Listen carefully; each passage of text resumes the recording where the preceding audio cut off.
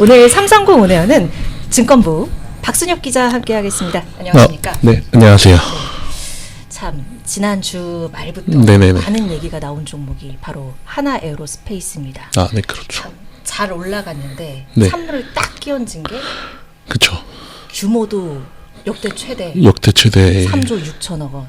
뭐 이런 얘기 나오면서 네, 투자자들 아주 마음이 힘들었거든요. 그 내용 그렇죠. 좀 네네. 더 정리해 주시겠어요? 네, 그 하나에어로스페이스가 지난 20일 장마감 이후에 3조 6천억 원 규모의 유상증자를 단행한다고 이제 발표를 하면서 예. 주가에 반영이 됐고요. 이번 증자는 이제 주주 배정 후 실권주 일반 공모 방식으로 진행되고 예정 발행가는 60만 5천 원, 그리고 발행 주식수는 595만 500주로 증자 비율이 약 13%나 이르는 유상 증자를 단행을 했죠. 네. 네.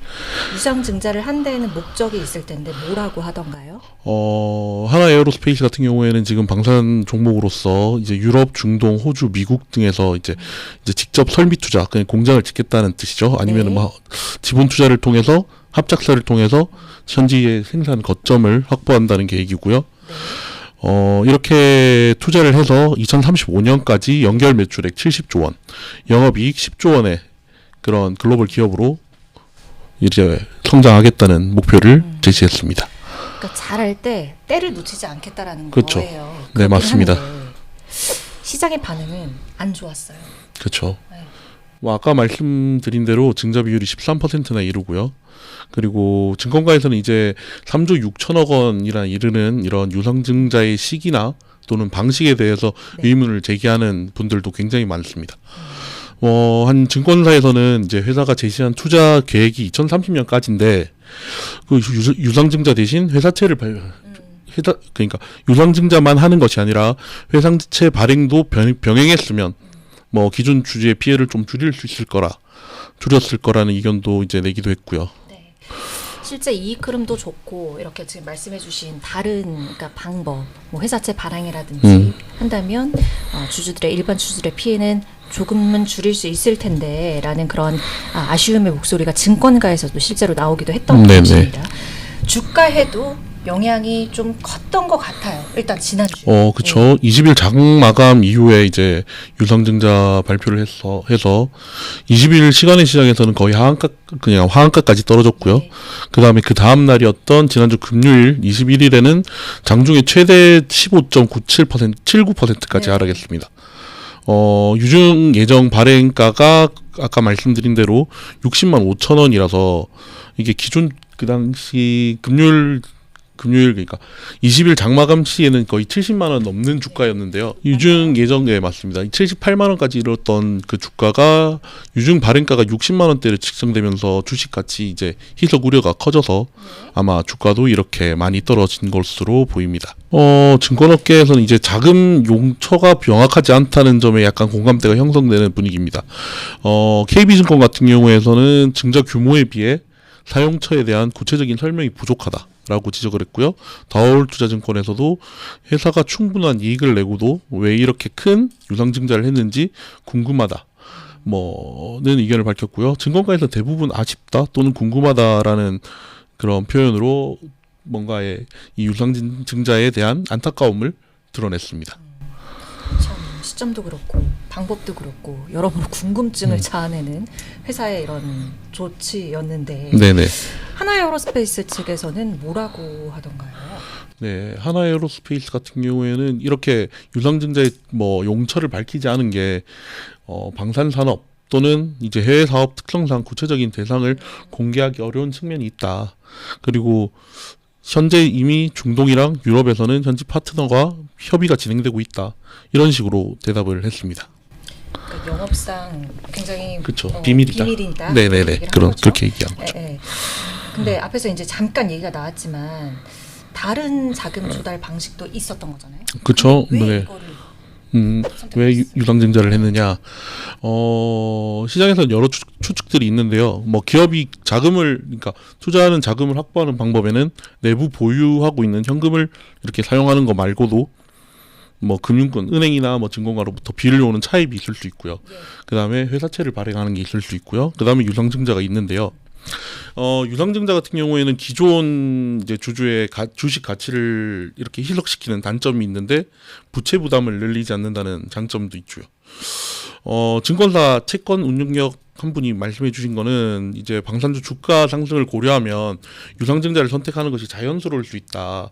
이미 주가가 많이 올랐으니까 그만큼 더 큰 규모로 발행할 수 있는 그 유상증자가 가능하니까요. 그다음에 회사채 발행 시에는 이자 비용도 있을 수 있고요.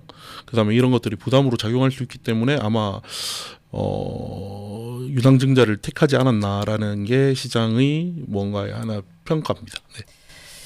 그 지난주 마지막 거래일 그 실망스러운 주가 흐름에 대비해서 오늘 장에서 반등이 나오긴 나왔습니다만 일단 그 이유를 좀 짚어봐야 되겠습니다. 네, 그렇죠. 네. 네, 앞서 이제 유상증자 이후에 금요일에 가장 큰 폭으로 최근 들어서 가장 큰 폭으로 하락했는데 그에 따른 이제 반등도 있겠지만 이제 주말 사이에 하나 에어로스페이스 경영진들이 자사주를 이제 매입한 영향이 반영됐을 거라는 게 시장의 분석입니다.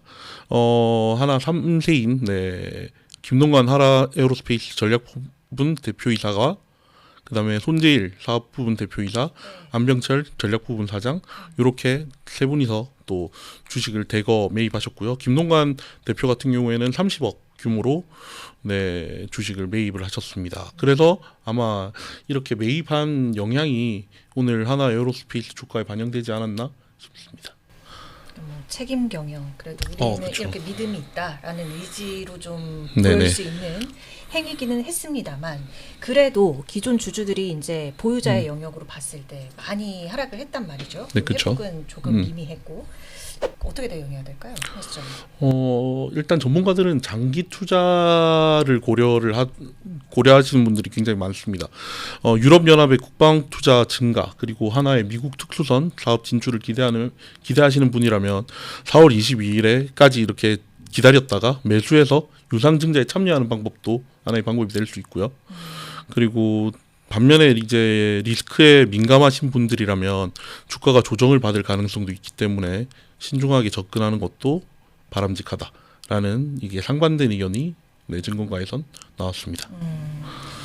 마지막으로 금융당국에서도 좀 들여다보겠다 이렇게 얘기한 것으로 알고 있어요. 네, 맞습니다. 금융감독원이 올해부터 유상증자 하는 기업들에 대해서 중점 심사 대상으로 뭔가 심사하겠다는 뜻을 이렇게 얘기를 했는데요. 뭐 하나 에어로스페이스 유상증자도 마찬가지로 발표 이후에 바로 중점 심사 대상으로 심사하겠다는 뜻을 밝혔습니다. 일단 증자 규모가 아까 말씀드렸다시피 굉장히 크고요. 그다음에 1999년 이후 첫 유상증자라는 점에서 이런 것들을 고려했다는 건데요. 네. 그런데 다만 이제 금감원 같은 경우에는 이번 유상증자에 대해서 최근 보호무역주의 경향 강화 이런 것처럼 이제 대외 불확실성이 있는 상황에 이제 우리나라 방산기업이 선도적 지위를 구축하는 데 필요한 자금을 조달하기 위한 유상증자라고 본다라면서 약간 긍정적으로 이번 유상증자를 평가한다고 말하기도 했죠.